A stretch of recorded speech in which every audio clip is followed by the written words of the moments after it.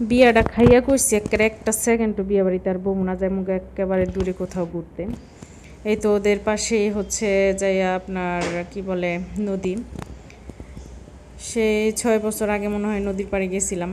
আর এখন আসসালামু আলাইকুম, সবাই কেমন আছেন? আশা করি ভালো আছেন। এই তো আইসা পড়লাম নদীর পাড়ের সাইডে। এই তো এই গাছটা আমি খুবই ভয় পাই, মানে ডরাই আর কি, যারে কয় বাংলায়। কারণ এটা একবার যদি কাপড়ও লাগে তাইলে যে কি পরিমাণের চিমটায়, বাবারে বাবা। সেজন্য আমি সবসময় আমার শ্বশুরবাড়ি গেলে একদম। এই তো আইসা পড়লাম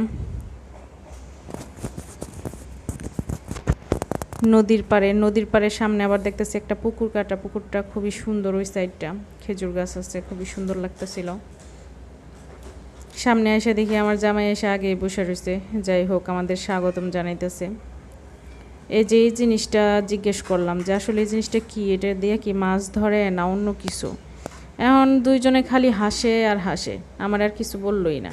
বলতেছে যে দেখেন এটা দিয়ে কি করতে পারে মানুষ। যাই হোক, ভালো করে দেখলাম, পরে বুঝলাম হয়তো বা এটা দিয়ে মাছ ধরে।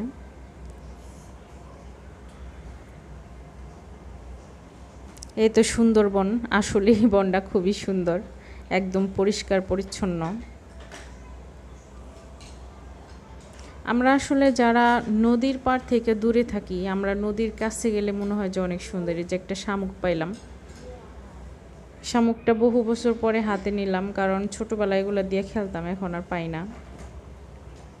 মানে ওইখানে যাওয়ার পরে মনে হয়েছে যে নদীর পাড়ে যদি আমার একটা বাড়ি থাকতো মনে হয় অনেক ভালো হতো। এই যে জিনিসগুলা নদী বলতেছে মাছ রাখার জন্য নাকি এগুলা করা হয়, আমি আগে কোনো সময় দেখি নাই। এই তো আস্তে আস্তে হাঁটতে হাঁটতে চলে যেতেছি একদম নদীর কাছে।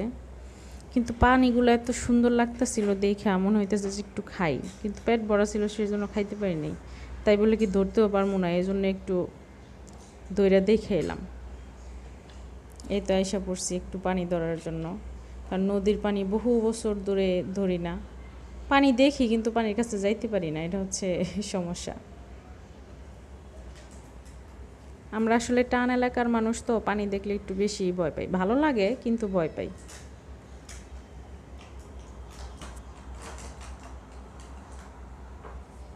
সুন্দর একটা ভিউ, কারণ দেখা গেছে এই টাইমটাতে মানে আসলে মনে হয় যে একদম মন জুড়ে যায়।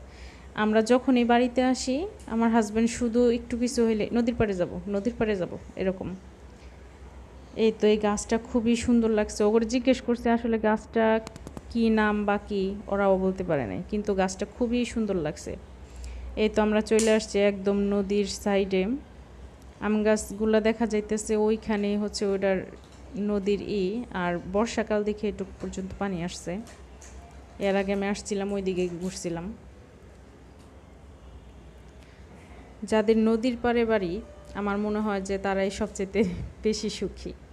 খুবই সুন্দর, মাশাল্লাহ, খুবই সুন্দর।